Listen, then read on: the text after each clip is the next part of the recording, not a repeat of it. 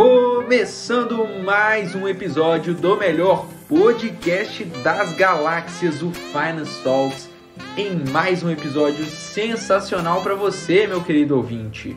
Eu sou Arthur Horta e vou dizer que eu estou impressionado que em menos de uma hora a gente conseguiu falar de macroeconomia, S&P 500, Ibovespa, IPOs, Treasuries, inflação, cenário político, diversidade, inclusão, carreira, empreendedorismo e ainda contar boas histórias de mercado financeiro. Isso tudo com a Portfólio Manager da EQI Asset, Aline Cardoso. Gente, sensacional esse papo. A conversa também pode ser conferida em uma live que a gente fez com a Aline pelo YouTube, naquela agenda sensacional de lives que fizemos para o nosso processo seletivo. Agora já não dá mais para se inscrever, mas você pode conferir todas as lives que a gente fez e eu tenho certeza que você não vai se arrepender. Estão todas sensacionais. Olha só, eu garanto que o próximo episódio de Finance Talks vai ser inédito, tá? E já vou adiantar o tema para vocês. Opções. Eu sei que muita gente gosta, muita gente tem medo e também muita gente nem sabe o que é. Mas a gente vai trazer um especialista aqui para falar sobre esses derivativos que fazem tanta gente ganhar dinheiro e perder também, né? Tem que falar a verdade. Mas, dando seguimento aqui no nosso episódio com a Aline, eu vou deixar vocês ouvirem o que ela tem a dizer sobre o rumo dos mercados. Então, roda a vinheta. I love volatility. 30 dias de cadeia, o ficado aplicado pré no dia número 22, de hoje até o fim do mês, escolheria 30 dias de cadeia. A bolsa ainda não está em circuit breaker, ela está com 12 de queda, ligou o circuit breaker. I want to short the housing market and never bet against America. Where does it come from? Do you just print it? You print it digitally. Eu tenho grande oportunidade para perder dinheiro todo dia também, né? Cara, o mercado é foda. Se eu compro, o mercado cai. Se eu vendo, o mercado só é uma desgraça. Isso aqui é trabalho de profissional. Meu nome é Maria Irene Jordão, eu sou presidente do PMG Finance Club. Eu estou aqui hoje com o Alan Din, também co-presidente do Finance Club, e nós vamos conversar hoje com a Aline Cardoso, Portfólio Manager da EQI Asset, para falar um pouco sobre carreira, sobre mercado. Então, Aline, você pode contar para a gente um pouco sobre a sua carreira? Bom, eu sou a Aline Cardoso, eu tenho 20 anos de experiência. Eu comecei no mercado em 2000. Eu fiz engenharia, primeiro de tudo, né? Eu fiz engenharia de produção na UFRJ, e aí meu primeiro estágio já foi numa asset, no Opportunity Asset Management, no Rio. E, assim, eu fui parar lá sem querer, assim, sinceramente, eu estava procurando estágio, eu não sabia o que eu queria fazer. Meu pai não era do mercado financeiro, nem a minha mãe, mas eu queria começar a trabalhar logo, ganhar dinheiro, e estavam rolando vários processos seletivos de várias empresas. E aí o pessoal falava que tinha uma empresa que era tal do Opportunity Asset Management, que era muito difícil o processo seletivo. E eu falei, então tá bom, então vou fazer esse processo, vamos ver se eu passo. E acabei passando. E, por muita coincidência também, durante o processo seletivo, naquela época, você conversava com o gestor de cada área. Então, o gestor da área de risco, de produtos, de compliance, e o cara da área de research, de pesquisa, né, de research de empresas. E quando ele começou a me contar o que ele fazia, que era analisar as teses de investimento, entender o modelo de negócio, as barreiras de entrada, vantagens competitivas das empresas, eu fiquei apaixonada por aquilo, entrei na vaga e faço isso desde então, né? Então, eu comecei como analista, cobrindo o setor de papel e celulose, lá em 2000. Em 2004, eu vim para São Paulo. Nessa época, o mercado financeiro no Rio estava acabando, assim, porque vocês não devem lembrar disso, mas existia a Bolsa do Rio e a Bolsa de São Paulo. A Bolsa do Rio tinha acabado de fechar, então todas as assets e bancos que tinham sede no Rio estavam migrando os times para São Paulo. Então eu falei, cara, para continuar nessa carreira eu preciso me mudar para São Paulo. Eu vim para trabalhar no Santander, na corretora. Aí eu era analista do setor de utilities, né, que é o setor de energia elétrica. E em 2005, o HSBC era meu maior cliente na época, e eles gostavam muito do meu trabalho e me chamaram para a equipe de research deles. Então, eu entrei lá em 2005 cobrindo utilities telecom. Era uma época que estava tendo muitos IPOs, 2005, 2006, 2007. Fui pegando vários setores, varejo, saúde, educação, alimentos, E chegou um ponto, em 2008, que eu cobria tantas empresas que chegaram para mim e falaram, pô, você não quer virar gestora, já que você já cobre praticamente a bolsa toda? E aí surgiu a oportunidade de migrar da análise para a gestão. Eu comecei gerindo fundos de small caps, perdão. E em 2010 eu passei a gerir as estratégias internacionais, que eram os fundos de Brasil, América Latina e México, que a gente vendia para os clientes estrangeiros do banco, né? Eu fiquei na HSBC, então, até 2016, quando ele foi comprado pelo Bradesco aqui no Brasil. E aí eu me juntei ao time da Bram, que é a asset do Bradesco. Mas nessa época eu já estava com muita vontade de sair de banco grande e ir para asset independente. Então eu já vinha conversando com alguns amigos que tinham feito essa migração. Eu vinha conversando muito com o Felipe Pássaro, que tinha trabalhado comigo no HSBC e estava na Trafalgar Investimentos. E aí surgiu a oportunidade de ir para a Trafalgar, me juntei a eles em 2019, e a gente, enfim, ficou lá até o final do ano passado, quando a EQI, que é a EQI Investimentos, que é a maior assessoria de investimentos do Brasil, ela tinha saído da XP, migrado para o BTG, com a ideia de virar uma corretora. E eles queriam fundar uma asset, né, fazer como a XP fez no passado. E aí eles convidaram o time inteiro de gestão da Trafalgar, em 7 pessoas, para a gente fundar a EQI Asset. Então, nós fomos em novembro de 2020, agora nós chegamos em 7, já estamos em 25 pessoas, com mais ou menos 800 milhões de patrimônio, a Asset. E, enfim, é isso, estou super animada. Hoje eu faço gestão, né, continuo fazendo o que eu fazia antes, mas agora eu ajudo a tocar os fundos. A gente tem um esquema de gestão um pouco diferente, é uma cogestão, nós somos 3 cogestores do fundo, e a estratégia principal que a gente toca é o EQI Long Bias. Resumidamente é isso. Perfeito. Primeiramente, eu queria parabenizar pela trajetória aí, passou por grandes nomes do mercado financeiro, Opportunity, HSBC, Bradesco e agora está na EQI Asset, que está chegando no mercado igual você mesmo falou. Eu queria que você, inclusive, aprofundasse um pouco mais na questão das estratégias de gestão da EQI, que é uma gestora, querendo ou não, recente no mercado, né? Nem todo mundo ainda está a par disso. Eu queria que você explicasse um pouco mais geral, mas também o fundo que você toca ali, que você gerencia as estratégias por trás. Claro. A gente é uma gestora nova, mas com um time muito sênior. Então, nós, os 7, né, que foram os fundadores, a média, assim, acho que o mais jovem do time tem 18 anos de experiência de mercado, tá? Então, basicamente é um time muito internacional também. Então, eu tenho essa experiência de trabalhar no HSBC, feito gestão dos fundos para clientes estrangeiros. O Roberto Chagas, que é o head de renda variável, ele tem 25 anos de experiência. Nos últimos 10, ele estava no UBS, no Banco UBS, lá na Suíça, tocando o fundo de mercados emergentes. O Felipe, que eu comentei, que eu tinha trabalhado no passado, que me levou na Trafalgar, ele 18 anos de experiência, trabalhou os últimos 8 anos no JP Morgan, em Nova York, também tocou nos fundos de mercados emergentes. E na área de multimercado, o head é o Ettore Marchetti, que trabalhou 10 anos com o Luiz Stuberg, do Verde. Então, é um time muito sênior, assim, a gente tem muito cabelo branco, a gente brinca. E eu acho que a filosofia principal da casa, o nosso DNA, eu acho que eu traduziria assim, a gente não trabalha com cenário único, a gente não é uma casa que vai all-in num cenário.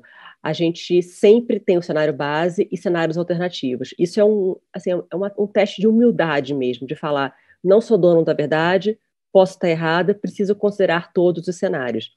Então, esse acho que é o pilar fundamental da nossa estratégia, é sempre ter um cenário base, alguns cenários alternativos, e a gente usa esses cenários alternativos para redear, para colocar proteções no fundo, tá? E foi isso que salvou a gente na época do Covid. Então, se vocês puxarem o gráfico, que é o do fundo mais antigo, né, que é o que a gente trouxe da Trafalgar, que hoje se chama EQI Long Bias IQ, vocês vão perceber que a gente caiu muito menos do que a Bolsa durante o Covid. Não porque a gente previu o Covid, de maneira nenhuma. Pelo contrário, a gente errou bastante, a gente achava que o Covid ia ficar circunscrito à China, não ia se espalhar pelo mundo. Só que nosso principal cenário alternativo na época era uma recessão nos Estados Unidos. Por quê? A gente olha muito para ciclos econômicos, tá? Então, a economia, ela anda em ciclos. Tem o ciclo recessão, expansão, Aí você tem o final do ciclo de expansão, depois você tem a desaceleração, recessão, né? Como a gente estava vindo de um ciclo de expansão muito longo, que começou em 2009, depois da crise do subprime, era um ciclo, os ciclos em geral, eles duram de 6 a 8 anos. Esse era um ciclo que estava durando 12 anos. Então a gente falou, a gente está no final do ciclo de expansão, a gente vai entrar em recessão em algum momento. Então a gente tinha hedges no fundo para isso. Quando veio o Covid e obrigou, enfim, todos os países a reduzir a mobilidade, entrar em lockdown em alguns casos, no fundo, o que ele fez? Jogou o mundo numa recessão. E aí isso ativou os hedges do fundo e foi o que protegeu a gente durante o Covid, tá? Então, essa é a forma geral. O fundo long bias, ele é um fundo bem interessante, porque assim, quando você fala long bias, não é uma coisa... Os fundos long bias não são todos feitos iguais, tá? Cada gestor tem a sua maneira de fazer. O nosso, a gente entende ele como um hedge fund americano, como são os hedge funds gringos, tá? Que é um fundo que tem uma carteira estrutural de ações, que representa mais ou menos 70% do risco do fundo, e 30% é uma carteira tática, que a gente usa ou para fazer hedge ou para potencializar algum cenário que a gente esteja vislumbrando. A parte estrutural do fundo são cases que a gente chama de cases seculares. Então, são empresas que a gente fica muito tempo com essas empresas no portfólio, geralmente. São empresas que surfam mega tendências. Então, vou dar um exemplo de uma mega tendência. Mercado Livre é a maior posição do fundo, tá?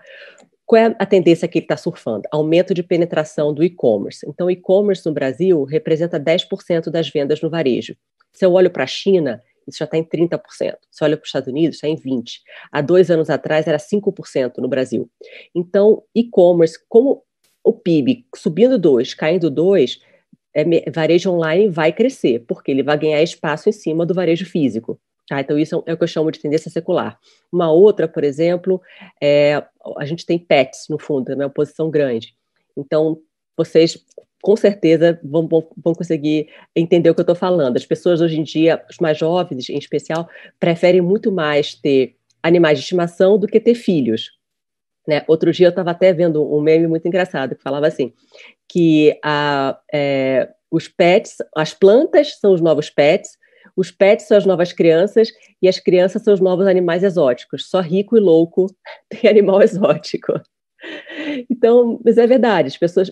E qual é o resultado disso? O mercado de pet shops, ele, nos últimos 15 anos, ele cresce 12% ao ano, com crise e sem crise, tá? Então, a Pets é uma empresa que surfa essa tendência secular. Então, essa carteira estrutural são nomes como esses, e a carteira tática é onde a gente faz posicionamento tático mesmo. Então, a gente pode operar nessa carteira moedas, juros, commodities, derivativos, qualquer instrumento que a gente quiser. Perfeito, Aline. Inclusive, eu queria comentar essa questão de pets aí que você falou, que é exatamente, né, é mais algo estrutural do sentimento da população do que relacionado à crise econômica, né? Porque pode estar no corona, pode estar em qualquer coisa, você ainda vai ter seu animal ali, então você ainda vai ter que comprar comida para ele e todos os acessórios de hoje em dia, né? Que os animais cada vez mais estão parecendo com humanos do que qualquer outra coisa. Perfeito. Essa é uma outra tendência secular, que é a humanização dos pets. Então as pessoas compram roupinha, fazem festa de aniversário. O meu irmão tem 2 cachorros que ele manda para a creche todos os dias. Então isso também faz aumentar o gasto com os pets. Bastante legal. Inclusive, aqui em Belo Horizonte, eu moro praticamente do lado de uma loja da Pets que é gigantesca. Um dia eu entrei lá para ver um pouco dos produtos, né? E tem, assim, variedade imensa de produtos, né? Eu já vi um carrinho, assim, para pet que custava, sei lá, cerca de uns R$2.000. Então, Você tem ticket muito baixo, mas ticket muito alto também para offsetar ali tudo. Mas muito bacana, assim, saber um pouco da EQI, a questão das estratégias de investimento. Inclusive, uma pergunta que eu queria fazer, assim, você falou que o background da maioria dos gestores é cobrindo bastante Latam e global mesmo, né? Eu queria saber se isso é uma tendência do fundo também, ou vocês conseguem focar bastante também num bottom-up aqui no Brasil. A gente faz as duas coisas. Então, assim, o fundo ele pode ter até 40% de exposição fora do Brasil. A gente usa bastante isso, por quê? A gente é uma casa, qual é a maior tendência secular que existe hoje? Tecnologia. Não tem para onde fugir, tudo é tech. Todas as empresas estão investindo em tecnologia, seja, enfim, a própria Mercado Livre, a Magazine Luiza, seja o McDonald's, por exemplo, Arcos Dourados, que é a franqueada do McDonald's na América Latina, vocês devem ter reparado, eles estão colocando aqueles totens na loja, né? Cada vez mais você vê totens na loja, ao invés de você ter o caixa. E por incrível que pareça, quando você coloca um totem na loja, aumenta o ticket médio, porque a pessoa ela pode botar bacon, botar tomate, tirar o alface e mexer no sanduíche da maneira que ela quiser, e isso acaba aumentando tickets. Arcos Dourados também, por exemplo, eles têm um projeto de usar inteligência artificial para fazer reconhecimento facial no drive-thru. Então, quando você entra no drive-thru, ele já reconhece quem você é, reconhece o pedido que você fez da última vez, se está sol, se está frio, se está calor, e ele faz uma recomendação totalmente personalizada para você. Então, assim, não tem de onde fugir. Tudo é tech e vai ser cada vez mais presente. Por conta disso, os melhores plays de tech não estão no Brasil. Estão listados fora, inclusive empresas brasileiras que a gente tem no portfólio de tecnologia que são listadas fora do Brasil. Então a gente usa bastante olha muito para fora, primeiro de tudo, e a gente usa bastante esse espaço de offshore que a gente tem no fundo. E como eu falei, assim, especialmente o Betinho e o Felipe têm uma bagagem de mercados emergentes muito grande. Então, eles viram o nascimento do segmento de tecnologia na China, o desenvolvimento todo. O crescimento da Alibaba, da Tencent, enfim, da PDD, de várias empresas. E é legal que é como se você estivesse lendo o jornal de amanhã. Então, você vê as tendências acontecendo lá fora e você sabe que em algum momento vai chegar aqui no Brasil. Tá? Então, a gente tem essa pegada um pouco mais global, sim, no fundo. Perfeito. Inclusive, só finalizar essa parte de equities aí, para a gente começar a entrar no macro, eu vi recentemente que você tinha comentado sobre IPO de 3 empresas de fibra ótica recentemente, e que a sua tese era um pouco suspeita de que seria para crescimento inorgânico, né? O IPO das 3 juntas. Eu queria que você comentasse um pouco a respeito disso e explicasse um pouco para o pessoal qual seria a vantagem de fazer o IPO para depois fazer operações de M&A, ao invés de fazer isso com capital ainda fechado. Legal. E a maior coincidência do mundo, sempre perguntaram isso hoje, porque hoje eu fiz aquele post no Twitter, né? E uma pessoa de um dos private equities que investe numa empresa que ainda não fez IPO, tá? Mas vai fazer até o final do ano desse segmento, me chamou para conversar, e ele falou assim, olha, é exatamente isso que vai acontecer. Inclusive, a gente está querendo comprar outras empresas e fazer IPO para poder participar desse movimento de consolidação. O que é essa história? Então, esse é um setor novo na Bolsa, chamado de ISPs, são Internet Service Providers, que são empresas de banda larga de fibra ótica. Tá? Por incrível que pareça, no Brasil, existem 3.000 empresas dessa no Brasil. Por quê? As grandes telecoms, Vivo, Claro, TIM e a Oi, simplesmente ficaram muito focadas nas grandes cidades e abandonaram as pequenas e médias cidades, tá? Então, isso abriu um espaço gigantesco para empresas como a Unifique, a Desktop, a Brisanet, a Vero, crescerem fortemente no interior. Então, a Unifique, por exemplo, tem 20% de market share em Santa Catarina, de fibra, tá? Então, esse é um setor que já vinha crescendo bastante, é um setor que tem muito private equity, e quando você vê um setor que tem muito private equity, você sabe que vai ter consolidação. Tá? Porque o private equity é isso, ele investe, ele tem um período de maturação do fundo, que em geral é 7 a 10 anos, e depois ele tem que sair desse investimento e ir para o próximo. Tá? Então, quando você vê um setor assim, é batata, assim, vai ter consolidação com certeza. Esse é um setor também que não tem, é meio commodity, no sentido assim, de não tem muito diferencial competitivo entre um serviço de uma empresa e outra, tá? Dessas que oferecem fibra. Quando você olha para o mapa do Brasil, você vê que assim, a Brisanet está exatamente no Nordeste, aí você tem a Unifique, Santa Catarina, Rio Grande do Sul, você tem a Desktop interior de São Paulo, a Vero em Minas Gerais e a acho que esse nome, a Sumicity, no Rio de Janeiro. E essas são as 4 maiores, as 5 maiores, na verdade. Cara, é simplesmente um encaixe. Se você encaixar, você faz o mapa do Brasil, quase, né? Então, elas têm muita complementaridade geográfica. E é um setor, como eu falei, é um setor que depende muito de escala e tem muita alavancagem operacional. Então, quanto maior a sua receita, maior a sua base de clientes, mais você dilui custo e mais barato você consegue oferecer o serviço. Aí você perguntou por que as empresas fazem IPO para depois consolidar. Muitas vezes, as empresas, quando tentam fazer uma consolidação e elas são privadas, não chegam num acordo de preço. Simplesmente o vendedor quer um preço muito alto e o comprador não quer pagar o preço tão alto. Então, eles falam o seguinte, vamos para o mercado, deixar o mercado precificar as empresas e aí a gente faz uma troca de ações.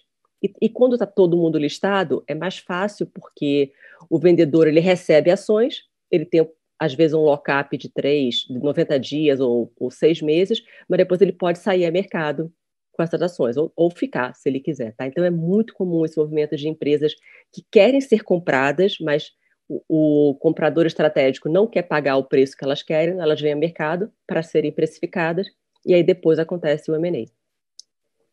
Essa semana e semana que vem são muito agitadas nesse sentido, porque a gente teve essa semana a decisão do FONC, semana que vem do Copom. Então, assim, nesse panorama monetário, que a gente teve uma manutenção nos Estados Unidos, uma expectativa de aumento de 100 pontos base no Brasil na semana que vem, assim, segundo a expectativa do mercado. Um cenário de inflação muito pressionada aqui, o discurso do transitório lá fora ainda mantido. Eu queria saber um pouco de como vocês têm visto isso e as expectativas daqui para frente. Legal. Começando de fora para dentro, então, falando de mercado desenvolvido. A gente acha que a gente está numa fase de transição de ciclo, tá? O ciclo dessa vez, ele está sendo muito mais curto do que foi das outras vezes. Por quê? A gente teve a recessão mais rápida da história. Foi realmente um V, assim, o Covid jogou o mundo numa recessão muito brusca, muito aguda, e ao mesmo tempo a gente saiu muito rápido da recessão, porque você teve primeiro estímulos monetários e fiscais nunca antes vistos na história do mundo, assim, literalmente foi 10 vezes o que aconteceu em 2008, tá? E você também teve a vacina, né, que começou o processo de vacinação, e aí a mobilidade começou a normalizar. Então a gente entrou numa recessão muito rápida, a gente teve um início que a gente chama de early cycle, né, de início de ciclo muito rápido também, e a gente acha que fez um pico em junho. Então a gente veio de janeiro até junho, vocês devem ter reparado, a gente veio com um processo de revisão de PIB para cima nos Estados Unidos. Começou o ano com 3%, depois 4%, 5%, 6%, já chegando até 7%, mais ou menos em junho.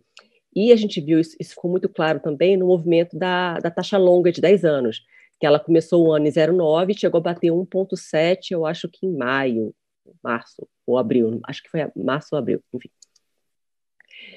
Só que a gente acha que em junho a gente fez um pico desse crescimento, não é que assim a gente vai entrar numa recessão, não. Só que essa aceleração de crescimento, essa segunda derivada, ela vai zerar. Então, a gente vai ter agora um crescimento mais ou menos estável ou até desacelerando um pouco, justamente por isso que a Treasury começou a fechar. Então, ela veio de 1,7 para 1,3, que ela está agora, tá? Então, a gente tem assim, qual é o nosso cenário? Nosso cenário base é que a gente entrou nessa segunda fase do ciclo de expansão, que é um ciclo que, em geral, é um ciclo mais estável, é o que a gente chama de Goldilocks, caixinhos dourados. Não sei se vocês lembram daquela história de criança, da caixinhos dourados, que tem os 3 ursos, que ela chega na floresta, ela chega numa casa, aí ela tem lá os 3 mingaus para ela comer, tem o que está muito quente, o que está muito frio, o que está morninho, né? Ela escolhe o que está morninho, né? Então, esse é o cenário Goldilocks, nem muito quente, nem muito frio, cenário perfeito, que é o cenário ideal para a bolsa, o cenário ideal para mercados emergentes, tá? O nosso principal cenário alternativo é um cenário que a gente chama de superaquecimento, tá? Que é o cenário que a inflação não é transitória, é um cenário de inflação persistente, e aí isso significa que o Fed está atrás da curva e vai ter que fazer um movimento mais brusco de alta de juros e que vai acabar abortando esse ciclo econômico de expansão e jogando os Estados Unidos numa recessão, tá? A gente não tem resposta para isso agora, eu acho que nem o Fed sabe se a inflação é realmente transitória ou não. Eu acho que isso vai começar a ficar mais claro a partir de setembro, outubro. Por quê? Obviamente, que a gente teve um monte de rupturas nas cadeias de suprimento, isso gerou inflação, gerou falta de semicondutores, falta de chip, falta de carro, falta de absolutamente tudo, o que elevou os preços. A gente teve uma alta muito forte das commodities também, que também fez inflação dar uma subida por conta disso. E a gente, principalmente, está com falta de mão de obra muito grande nos Estados Unidos. Então, apesar do nível de desemprego aparentemente ser alto, as empresas não conseguem contratar. Então, o McDonald's estava oferecendo $50 para as pessoas irem fazer entrevista. E se você faz entrevista, você é contratado e fica 6 meses, eles te dão um iPhone 12. Bizarro um negócio desse. Por quê? As pessoas estão em casa recebendo aquele cheque de $1.200 até setembro e não tem menor incentivo de trabalhar. Eu também não teria. Mas verão, $1.200 na minha conta, tô tranquilo, né? Então, a gente só vai ter um cenário mais claro em relação à inflação, acho que a partir de setembro e outubro, tá? Quando esses cheques param de chegar e a mobilidade já está normal e as cadeias de suprimento voltam a se estabilizar. Então, esse cenário de... pode falar. Hoje, um gráfico muito interessante sobre, enfim, a queda nos números de novos pedidos de desemprego e também, não a queda, né, mas enfim, quando vão expirar esses auxílios, né, até setembro, antes de setembro, e tudo muito interessante, tem uma abertura na curva no final, assim, indicando uma possível melhoria no mercado de trabalho mais cedo. E aí, um alívio no CPI, né? Exatamente, é isso que a gente está esperando que aconteça, né? Eu acredito, assim, a minha visão pessoal é que é transitória essa inflação, tá? Eu acho que, enfim, acho que mão de obra, a oferta de mão de obra volta ao normal, a gente está vendo commodity já começando a realizar um pouco, a gente viu preço eles chamam de lumber, em Brasil acho que é tipo madeira de construção, sei lá, caiu tipo 30% do topo, a gente viu algumas commodities agrícolas também caindo, eu acho que volta. Mas isso não é consenso e tem gente muito boa, inclusive lá na Asset, que acha que é um processo mais persistente, tá? Brasil, uma dinâmica, o Brasil está atrasado nessa dinâmica, tá? Porque o Brasil começou a vacinação depois, então o Brasil ainda está passando pela fase de reabertura, tá? E está com uma inflação bastante persistente em serviços, né? Óbvio, a gente está tendo agora uma migração. A gente ficou de portas fechadas durante praticamente um ano, sem poder viajar, ir a restaurante, etc. As pessoas deixaram de consumir serviço, começaram a consumir mais bens, então, eletrônicos, reforma de casa, enfim, material de construção, etc. E agora está tendo uma volta desse consumo para serviços e a inflação está pressionada. Tá, então, o IPCA está rodando 8%, o número que saiu esse mês não foi um número bom, foi um número que mostrou uma pressão grande em serviços, que, em geral, é uma inflação com mais inércia, demora mais a se dissipar. Por outro lado, a gente está vendo já o IGPM desacelerar bastante. Tá? Então, o câmbio voltou muito nos últimos 3 meses, algumas commodities agrícolas também caíram. Então, o GPM já está apontando uma desaceleração bastante boa, tá? Dito isso, a gente acha que a gente tem um cenário de Selic 7% no final do ano, então a gente acha que o Banco Central vai dar 100 agora, provavelmente vai dar 100 na próxima, e depois vai 75, 50, até a gente chegar a 7 no fim do ano. Um outro ponto sobre essa questão aí dos Estados Unidos, o que outras pessoas têm mencionado aí, a pressão do pacote de infraestrutura.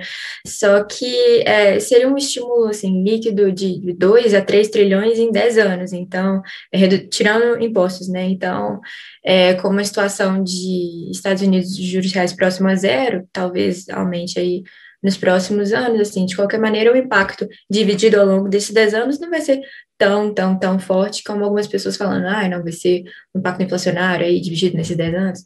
É claro que a tendência agora do Fed é tentar manter uma inflação um pouco mais elevada para tentar estimular crescimento, já que a gente está nessa saída de ciclo, mas não talvez dessa maneira. E quanto ao IPCA aqui no Brasil, tem também muitas pressões nesse ano que acho que eu queria que você comentasse também um pouco a respeito disso, da questão da comunicação do Banco Central, que ele vinha dando vários sinais ao longo dos últimos das últimas reuniões do cupom, nas últimas datas, assim, tentando cravar alguns cenários, e acabou que o cenário revisava, seja por choques mesmo de inflação de oferta, ou outros choques, né, que acabavam aparecendo, como agora a questão da energia e tudo, e o mercado acabava revisando a expectativa e o cupom tinha aí que aumentar.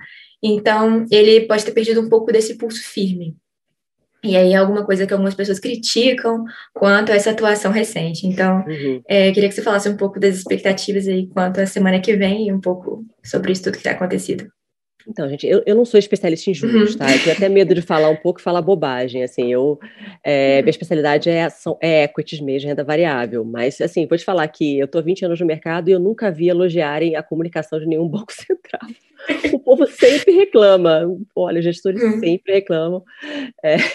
Eu acho que com o Ilan foi um pouco melhor mas, enfim, mas é isso, acho que assim, o nosso cenário base, então, que é o que está na curva hoje já, tá? Então não vai ser surpresa se o BC der 100 bips na semana que vem, está totalmente precificado já. Inclusive, foi muito engraçado essa semana, assim, a curva abriu bastante, né? Abriu 60 bips, tinha aberto 60, agora voltou 10 hoje, o DI 23, mas abriu bastante essa semana, com o real valorizando e com a bolsa caindo. Por quê? O mercado estava precificando 7,5 e começou a precificar 100 nessa e 100 na próxima, tá?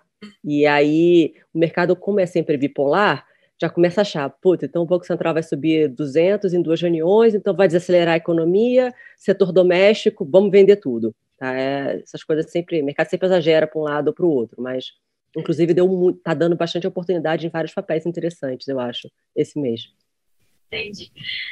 Inclusive, chegando agora perto de uma semana de decisão de juros, como que é essa semana para alguém que está em equities e não necessariamente em juros e nessas outras áreas? Não, a gente acompanha, assim, eu não acompanho tão no detalhe quanto o pessoal de multimercado, quanto o nosso economista-chefe, mas a gente senta um do lado do outro, e eu, assim, é uma coisa que eu aprendi na minha carreira, assim, no começo da minha carreira eu era muito micro, eu olhava só para as ações, só para as empresas, tal, e, cara, mas é fundamental, assim, não tem jeito, o mercado de renda fixa, ele antecipa muita coisa, então é essencial olhar para o mercado de renda fixa, olhar para juros, olhar para crédito, olhar para câmbio, é super importante. Então, isso é uma coisa que, assim, eu aprendi muito nos últimos anos, ainda mais a partir de 2019, porque quando você está em banco grande, o que acontece? Os times são muito grandes e são muito segregados. Então, por exemplo, lá no HSBC, o time de equities tinham 10 pessoas. A gente conversava com o pessoal de macro, com o pessoal de renda fixa, conversava, mas não é a interação que eu tenho hoje, tá? Que a gente tem um time de... Hoje nós somos 7 gestores, e a gente senta um do lado do outro e é muito próximo. Então, na verdade, eu até dou uma dica, assim, não foquem só no micro, olhem também para o macro, que antecipa vários movimentos. E o dia a dia, assim, é isso, a gente está acompanhando. Por exemplo, eu vi que a curva abriu, os papéis domésticos caíram, deu muita oportunidade. Então, a gente está aproveitando para comprar esses papéis que que mesmo que a economia, como eu falei, são cases seculares, que mesmo que o PIB desacelere, o impacto no operacional das empresas vai ser muito pequeno, porque elas seguem tendências que não dependem da atividade econômica. Interessante isso, que essa bipolaridade do mercado gera essas janelas interessantes aí para compra. Pois é. Para venda também. Inclusive, Aline, você já falou em algumas outras entrevistas que você gosta muito de cases de turnaround, né? E que você já ganhou certo dinheiro com esses cases. Eu queria que você falasse de algum desses que você teve na sua história aí do mercado. Se você está vendo algum agora interessante também, que o pessoal pode começar a estudar um pouco. Legal. Esses são cases difíceis, tá? Porque nem todos, assim, para ser sincera com vocês, a maior parte dos turnaround não dão certo, tá? Então, são aquelas empresas que a gente chama de value trap, são as armadilhas de valor, são empresas que são baratas, aparentemente baratas, mas têm um operacional ruim e, por isso, elas vão continuar baratas, tá? Então, é difícil pegar um turnaround desse, assim. Eu acho que eu peguei alguns já na minha carreira. Eu acho que um dos que eu mais gosto de falar é a B2W. Então, assim, a B2W é uma empresa... Hoje, eu comprei a B2W a R$10, hoje o papel está 50, enfim, já chegou a bater 120, tá, um tempo atrás. Mas era uma empresa... O que aconteceu? Quando eu comprei o papel em 2016, tá? Ela sempre foi uma empresa que, com uma execução subpar, uma execução não tão boa quanto de outros players, mas era uma empresa que estava passando por uma transformação muito grande de 2016. Então, era uma empresa que queimava muito caixa, tinha bastante crescimento, mas queimava muito caixa. Por quê? Ela operava no modelo de e-commerce de 1P, né, que é um modelo em que ela mesma, assim, ela compra o estoque e ela vende o estoque, né, no site dela. Então, é um modelo que consome muito capital de giro, tá? Muito pesado em estoque, especialmente em recebíveis, porque, assim, além de ela ser muito pesada em estoque, ela vendia em 12 vezes sem juros, 18 vezes sem juros, pesava muito no capital de giro dela. E aí eles começaram a migrar, eles fizeram 2 movimentos importantes. O primeiro foi migrar para o 3P, que é um modelo de marketplace, ou seja, ela aluga o site dela para fornecedores venderem, e ela cobra um percentual dessa venda, tá? Que a gente chama de take rate. E esse é um modelo de margem bruta 90% e de ROIC praticamente infinito, porque é um business de fee, de tarifa, né? Ela não carrega estoque, ela não carrega, o recebível não é dela, o recebível é do terceiro que está vendendo na plataforma dela. Então, ela estava nesse movimento de migração. Um outro movimento importante que eles fizeram foi o lançamento da AMI Digital, a empresa de pagamentos. Então, na época, foi até interessante, porque assim, eu apanhei muito com esse case de B2W, para convencer, assim, eu tinha comprado o meu fundo na época, eu também era analista do setor na época, foi muito difícil de convencer as outras pessoas, porque assim, a única empresa e-commerce que tinha pagamentos era o Mercado Livre, com o Mercado Pago, e era muito pequeno ainda em 2016, 2017. Mas eu sempre... Enfim, como eu falei, a gente sempre olhou muito para mercados emergentes. E eu olhava para a Alibaba e via o Alipay, e olhava para a Tencent e via o que eles estavam fazendo, e falou, cara, eles estão imitando exatamente o que a Alibaba fez, e é um colosso lá fora. Então, assim, tem tudo para dar certo aqui no Brasil. E foi justamente nessa época, eu comprei B2W mais ou menos a 10, o papel caiu ainda na minha mão, foi para, sei lá, acho que foi para 9, mas depois, quando eles começaram a mostrar esse plano e a execução do 3P começou a realmente engrenar, aí o papel foi embora. Aí chegou a bater 120, a gente chegou a vender parte, assim, quase 2/3 da posição quando bateu 100, 120, e depois a gente ainda ficou um pouco até essa última reestruturação que eles fizeram, e aí a gente zerou, saiu fora. Certo. Eu queria fazer uma pergunta referente a uma parte que você falou aqui na live. Você falou que no coronavírus, pelo contrário, vocês erraram na previsão do corona, e eu queria saber como você e como a EQI está se preparando agora para essa possível não, né? Está tendo a variante Delta, mas o possível impacto dela nos mercados globais e do Brasil também. Então, a vantagem é que assim, a gente já sabe exatamente o roteiro que o mercado vai seguir se essa variante Delta virar um problema e a gente tiver de novo restrições de mobilidade, né? Então a gente sabe que o mercado provavelmente vai migrar para tech, como aconteceu em 2020, e as empresas de varejo físico, shoppings, construtoras, bancos e commodities vão sofrer muito, tá? Só que a gente acha que é uma probabilidade muito baixa. Esse é um cenário alternativo que a gente trata, mas a gente atribui a ele a probabilidade de 5% só. Por quê? A gente, em todos os países com alta cobertura vacinal, com alta taxa de vacinação, a gente vê que o número de casos está subindo, porém, o número de mortes não está subindo. Tá? Ele está super controlado. E as mortes estão acontecendo entre a população não vacinada. Então, não sei se todo mundo sabe, mas nos Estados Unidos, metade da população não vacinou. E não é porque não teve oportunidade, é porque as pessoas não quiseram. O movimento anti-vacina nos Estados Unidos é muito forte. Então, as pessoas escolheram não se vacinar e elas não vão se vacinar. Inclusive, 20% da população americana acha que tem um chip na vacina que o governo vai usar para controlar a população. O que é meio bizarro, mas enfim.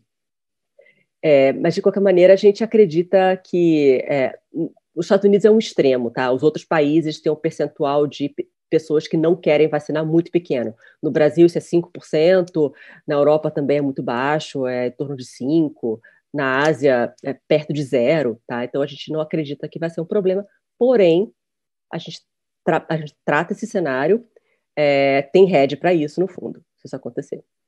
Certo. A gente tem uma pergunta aqui do João Vitor.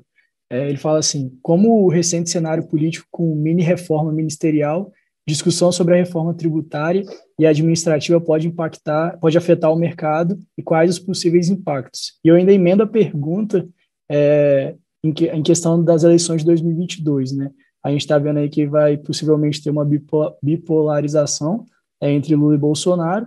E muita gente fala que quem vai levar as eleições é quem tentar pegar o centro ali, né? Porque os extremos já meio que estão dominados. Queria saber como é que vocês estão achando desse contexto todo político no Brasil e como é que o fundo está se preparando para isso.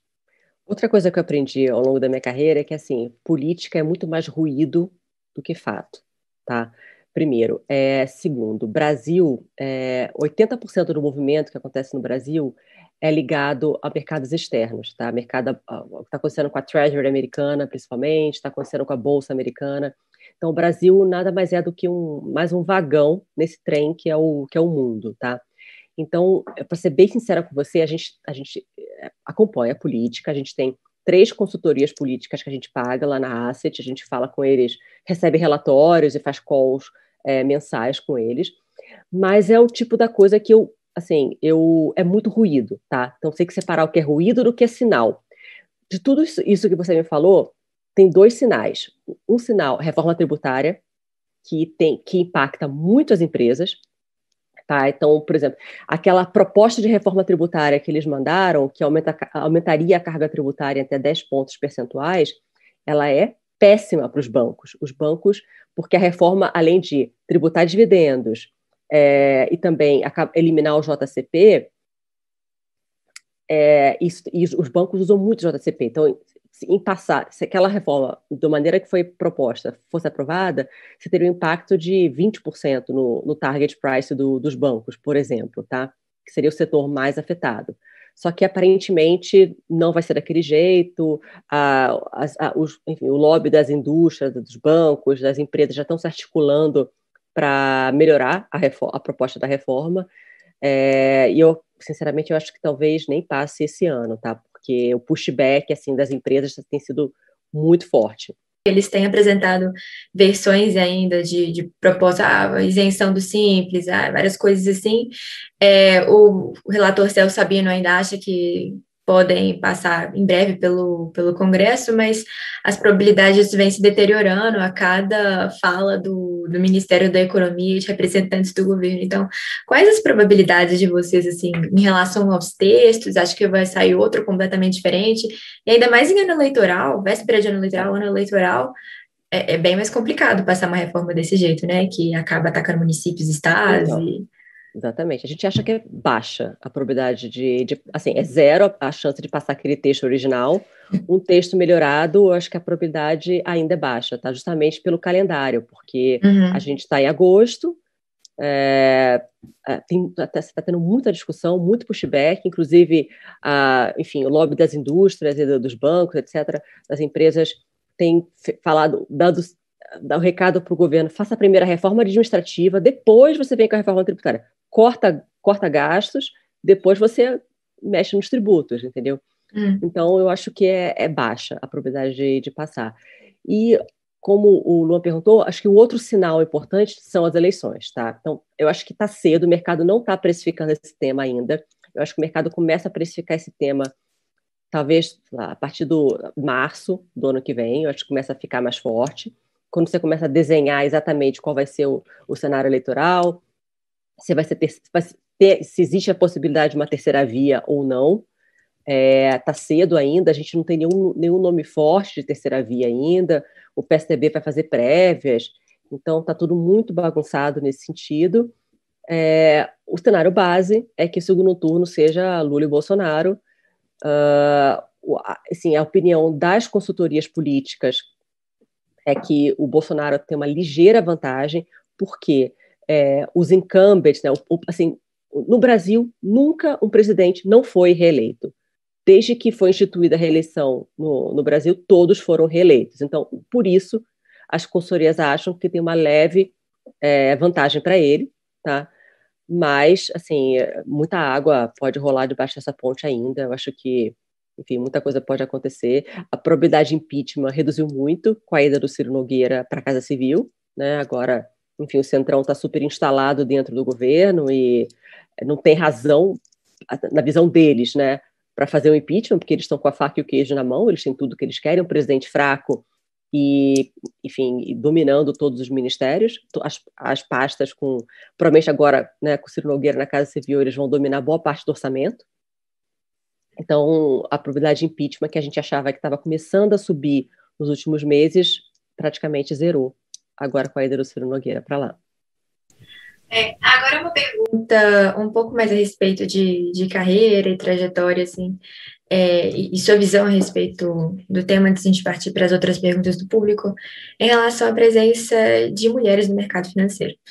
Porque ainda somos minoria aqui, eu, no caso, tentando entrar e começando por agora, você aí já com mais de 20 anos de experiência. É uma pauta que tem sido muito debatida ultimamente, questão de mais contratações de mulheres e tudo. E, recentemente, a gente tem visto também várias iniciativas, assim, de, sei lá, Pin for She e várias outras iniciativas mesmo do mercado para tentar contratar mais mulheres, mas ainda assim tem muita falta de busca, né? Então, assim, eu vejo na minha sala, eu faço economia, e ainda assim, as meninas todas querem ir para consultoria ou querem ficar na academia como pesquisadoras. O Luan é engenharia mecânica, né? São poucas meninas também, poucas também querem ir para o mercado financeiro e veem isso. Então, como você vê essa questão e como melhorar a base? Que eu acho que é de onde vem a maior parte do nosso gargalo nesses sistemas de inclusão. Não, eu concordo 100% com você que o problema é na base, porque, assim, agora nessa montagem da IK Asset, que a gente teve que contratar muita gente, cada vez que eu tinha uma vaga em aberto, assim, 80% dos currículos são de homens. Então, é difícil contratar mulher. Assim, nós somos 25 pessoas, tem 2 mulheres na Asset. Porque simplesmente não tinha oferta, né? Eu ativamente fui atrás de mulheres para contratar. Até tem um caso curioso, que foi o seguinte: a gente precisava contratar um gestor para uma estratégia específica, e eu fui conversar com uma amiga minha que tinha trabalhado comigo no passado, muito boa, tal. Só que como é que é o esquema de asset independente? Não sei se vocês conhecem, tá?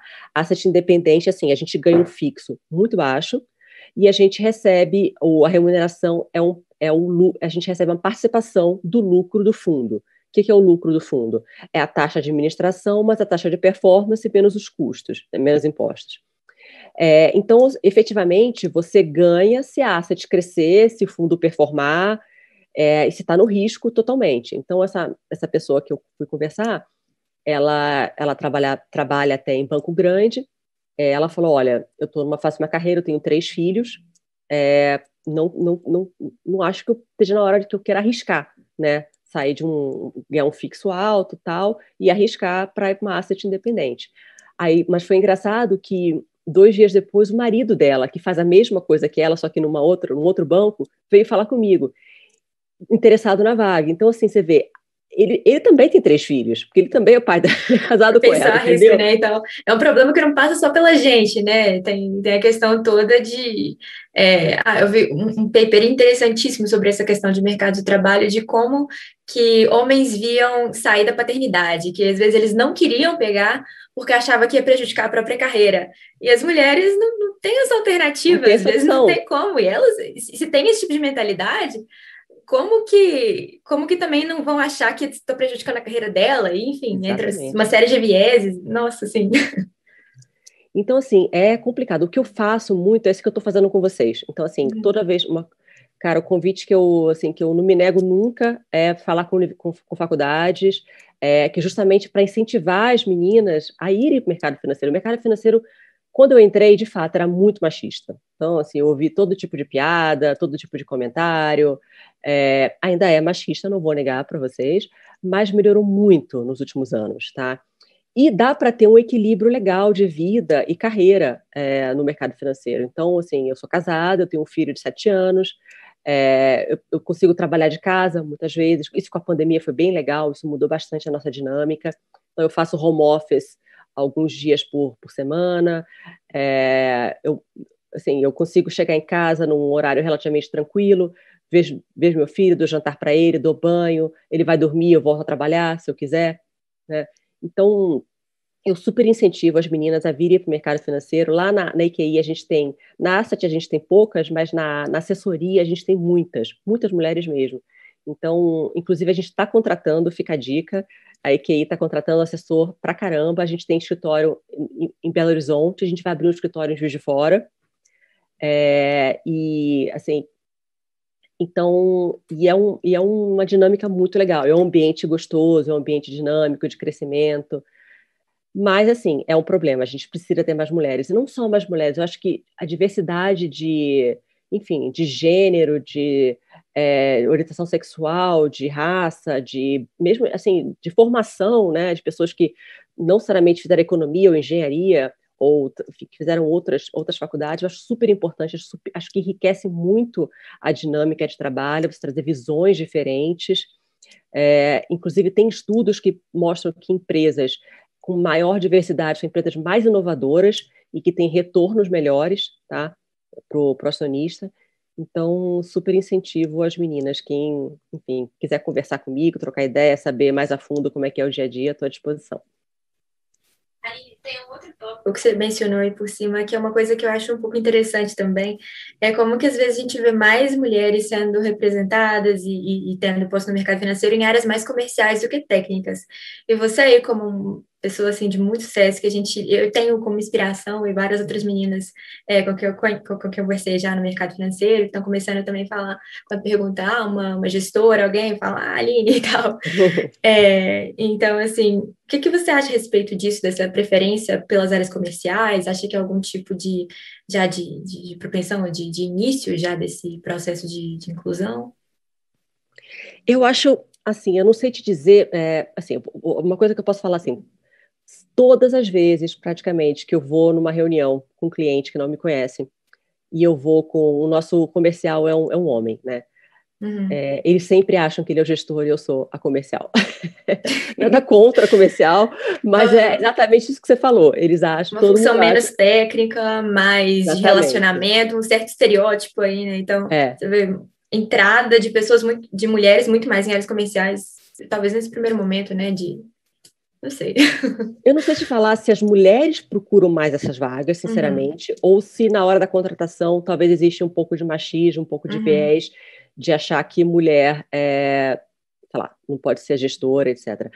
Mas eu acho que eu dei sorte, tá? Porque eu virei gestora no HSBC, que era um banco estrangeiro, e os bancos estrangeiros, eles têm essa preocupação com diversidade. Então, a gente tinha uma equipe muito feminina. A minha chefe, que era a head de renda variável, era uma mulher. A chefe de toda a Asset, na época era chamada de Wealth Management, né? Que era a área da Asset, mas o Private era uma mulher também. Uhum. Então, a gente tinha, enfim, não tinha esse problema. Tinha muitas mulheres, tinha mulher analista, tinha mulher gestora, tinha mulher comercial, tal.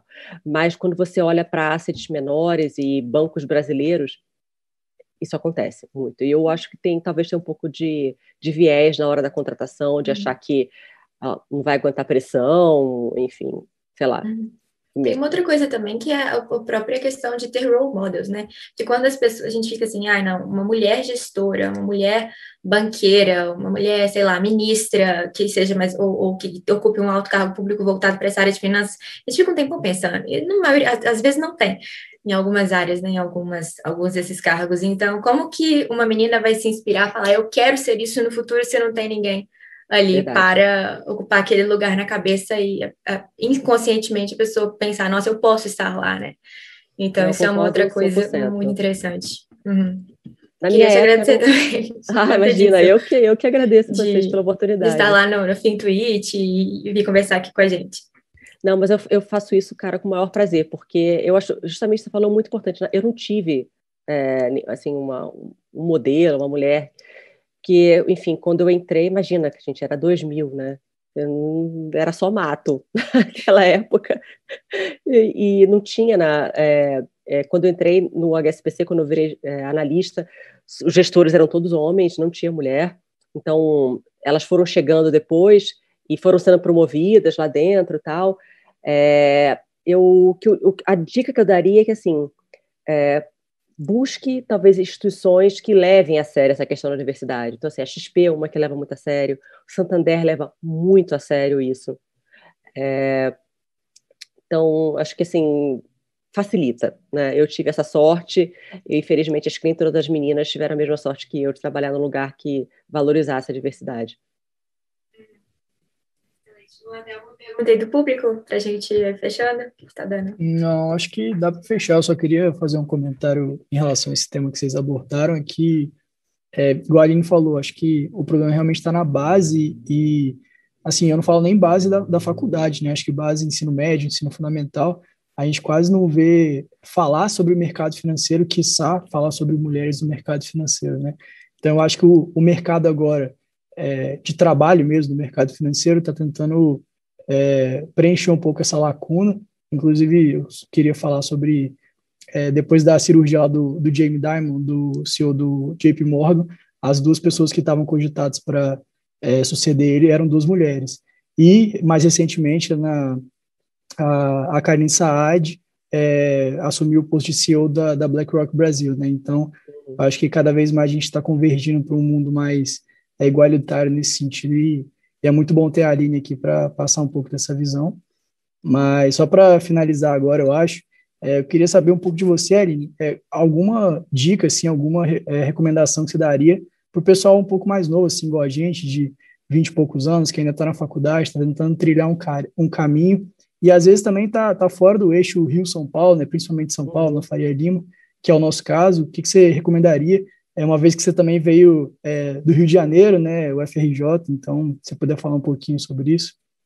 Essa questão do eixo está mudando muito. Acho que a primeira questão do home office melhorou demais. Então, a XP, por exemplo, que é 100% home office, você pode trabalhar de qualquer lugar que você quiser, né? E o eixo está mudando também, justamente, a IQI tem sido um expoente nesse sentido, né? Então, a empresa nasceu no balneário de Camboriú, né? A sede fica lá, a gente tem escritórios no Brasil inteiro, então isso é muito legal, porque isso dá oportunidade de quem... Enfim, a gente tem escritório em Manaus, Maceió, Chapecó, a gente agora, Belo Horizonte, Brasília. Então, esse eixo está pulverizando um pouco, mas eu vou ser bem sincera com vocês, Faria Lima ainda é muito importante.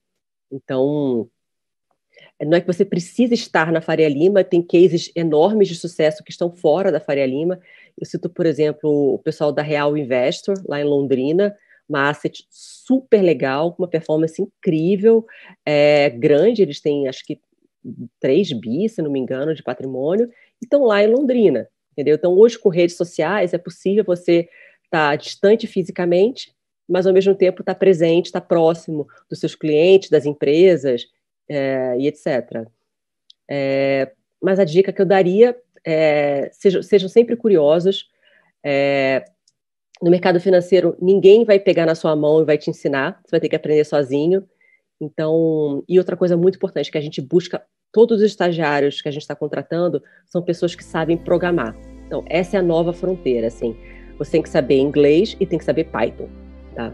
Então, todos os estagiários que a gente está, como eu falei para vocês, tudo é tecnologia, no mercado financeiro também. Então, a gente não tem um fundo quantitativo, a gente não pretende ter por enquanto, mas o nosso processo de investimento é muito baseado em dados alternativos. Então, a gente usa Python para fazer o que a gente chama de web scraping, né? Pegar dados dos mais diversos tipos alternativos para a gente poder basear as nossas análises das empresas e análise macro também. Então, programação, eu diria que hoje, para quem está começando no mercado, é essencial. Aline, por vir aqui falar conosco mais uma vez. Aline, Obrigada, muito gente. obrigado, viu? Ótima participação aqui, fiquei muito feliz e acho que tanto para mim quanto para todo mundo aqui foi uma aula. Então, de novo, muito obrigado por aceitar o convite e por estar aqui com a gente hoje. Obrigada pelo convite, gente. São muito inteligentes, adorei conversar com vocês dois. Um beijo. Beijo, Aline. Tchau, tchau. Tchau.